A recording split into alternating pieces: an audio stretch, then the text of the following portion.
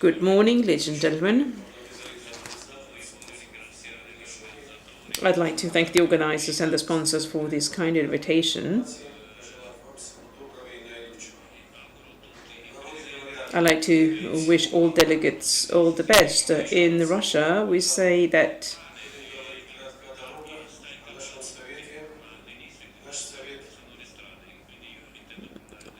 we all need bread, but the roads are even more important. Our Intergovernmental Council of Roads was set up in 2002. Earlier than that, the council was named as a coordination council. So it was originally set up in 1980 by the first minister, Koshygin.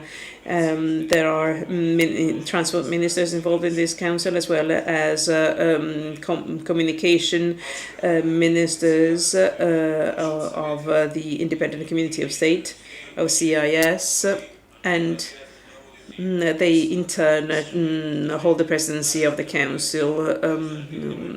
We work in the whole territory of the CIS.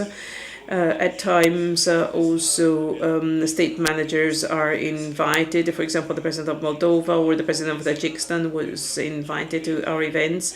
And at times, we also organized meetings in Europe, Israel, Slovakia, Turkey, US, and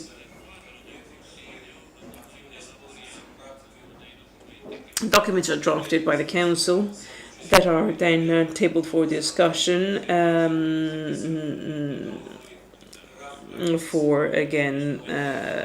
within the Council of Roads. Usually these agreements are signed by the ministers for transportation, the ministers for road systems of the countries of the CIS. We also developed a document for the safety and security of aqueducts. We referred to the executive committee of the CIS, and they are supporting us. As you know full well, roads and friendships know no borders. And without the development of the road system, including international highways, there can be no development. One of the requirements of our council is to carry out a monitoring activity so as to improve the transit corridors conditions as well as the road conditions.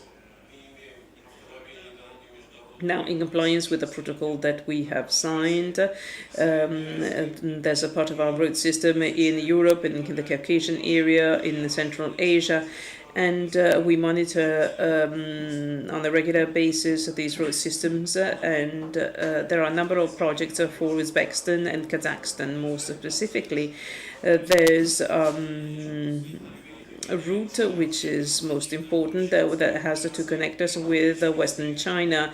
In this slide, you see the highways, and I'm showing you the project that have to do with the Central Asian countries, more specifically in Kazakhstan, Tajikistan, Uzbekistan, and Kyrgyzstan.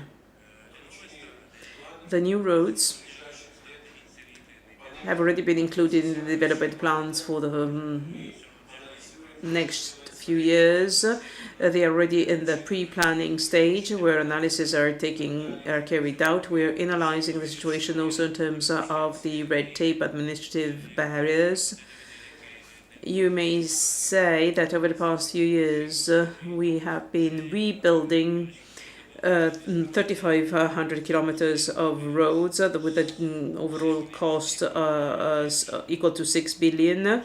And by the end of next year, we are going to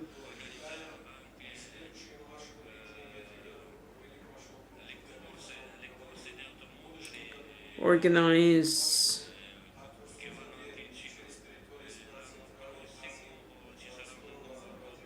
routes heading to China.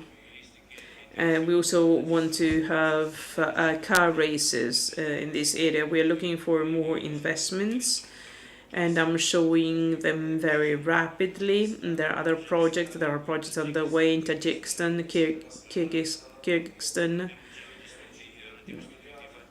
Feasibility studies have already been completed, and that involves billions and billions of investments.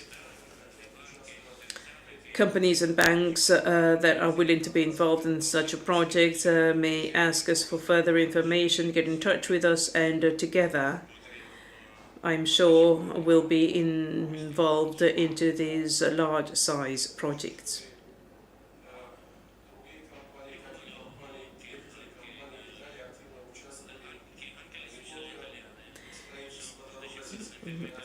I would like to have Italian companies being involved in the development of highways, not just in Russia, but also in Central Asia.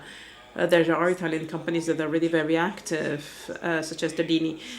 We don't have to talk about and think about barriers, but we have to talk about and borders. We have to talk about roads, because roads are going to take us to the future. Now, to conclude my presentation,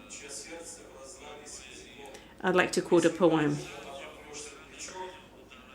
The wise man is going to be disappointed by the friend who forgets his native tongue, language.